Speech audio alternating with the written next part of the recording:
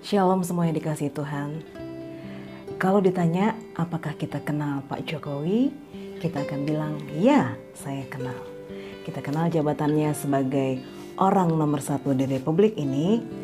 Kita kenal berbagai prestasinya di dalam memajukan bangsa. Kita kenal slogannya kerja, kerja, kerja. Bahkan kita tahu warna baju favoritnya, yaitu baju putih. Tetapi kita belum pernah mengobrol langsung dengan beliau. Jangankan mengobrol, bahkan di WA pun kita belum pernah. Kita nggak tahu hal-hal apa yang ada di dalam hatinya, apa yang beliau suka ataupun beliau nggak suka. Bahkan kita nggak tahu apa rencana pribadinya bagi dirinya dan bagi keluarganya.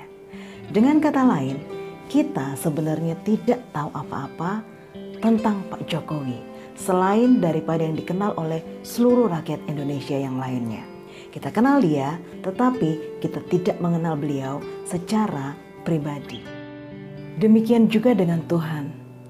Kita tahu dia sebagai Jehovah Jireh, Allah yang mencukupi. Kita kenal dia mungkin sebagai Jehovah Shalom, Raja Damai. Atau kita kenal Allah sebagai Allah Immanuel, Allah beserta kita. Tetapi seringkali kita nggak tahu hatinya. Kita nggak tahu apa yang dia suka ataupun apa yang dia tidak suka dari kita. Friends, mengenal Allah itu penting. Ketika kita tidak kenal hatinya, kita bisa meragukan cintanya. Ketika terjadi hal-hal yang buruk dalam hidup kita. Terus terang dalam perjalanan hidup kita ada begitu banyak kita ketemu kerikil, kita ketemu bukit, kita ketemu gunung batu yang begitu besar dan terjal dalam hidup kita. Ketika kita sungguh-sungguh kenal dia, kita akan bisa tetap bilang bahwa Engkau baik Tuhan. Bahkan di saat sekalipun sepertinya semuanya tidak terlihat baik bagiku. Tetapi ketika kita tidak sungguh-sungguh kenal hatinya, ketika kita ketemu suatu masalah kecil sekalipun, kita akan bilang, kenapa Allah tidak memperhatikanku? Kenapa Allah tidak juga menjawab doaku? Kenapa Allah sepertinya mulai melupakan aku? Seperti itulah yang terjadi ketika kita tidak mengenal Allah. Tetapi marilah kita jadi orang-orang yang mengenal Allah kita. Karena kitab Daniel 11 ayat yang ke-32 mengatakan, umat yang mengenal Allahnya akan tetap kuat dan akan bertindak. Berapa banyak orang jadi lemah dan putus asa dan kecewa ketika menghadapi saat-saat yang sukar.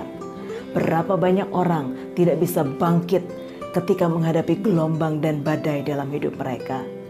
Tetapi ketika kita kenal Tuhan, kita tahu bahkan sekalipun semuanya terlihat tidak baik, kita tahu Allah tetap baik. Allah tetap mengasihi kita. Hosea 6 ayat yang ke-6 mengatakan, Tuhan menyukai pengenalan akan Allah lebih daripada korban bakaran. Bahkan di dalam terjemahan The Message mengatakan, I am after love that lasts. Bagaimana mungkin kita bisa mengasihi Tuhan jika kita tidak mengenal Dia? Dan bagaimana mungkin kita bisa setia kepadanya jika kita tidak sungguh-sungguh mencintai Dia? Pada saat ini mungkin di antara kita beribadah kepada Tuhan, kita berkorban, kita melakukan banyak hal buat Tuhan. Tetapi Allah katakan Dia lebih menyukai pengenalan akan Allah daripada korban bakaran. Karena itu ayo kita kenali Allah kita dengan sungguh. Ayo kita mulai belajar untuk mengenal hatinya. Ayo kita punya perjanjian pribadi dengan Dia. Karena ketika kita berjalan dengan Dia, kita tidak punya perjanjian apapun. Apa yang akan kita pegang dari Dia? Apa yang akan kita minta daripadanya? Karena kita sesungguhnya tidak tahu apapun tentang Dia. Tetapi pada saat ini saya percaya bahwa kita adalah orang-orang yang mengenal Allahnya. Kita adalah orang-orang yang tetap kuat dan tetap bertindak di dalam segala perkara. Kita adalah orang-orang yang akan tetap berkata, Tuhan itu baik. Tuhan adalah Allah kekuatan kita.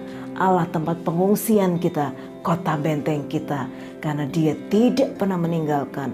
Mungkin sepertinya Dia bersembunyi, mungkin sepertinya Dia menutup wajahnya, tetapi Dia tidak pernah sungguh-sungguh melakukan itu karena cintanya kekal selamanya untuk kita semua. Puji Tuhan, ayo kenali Tuhan. Tuhan Yesus memberkati.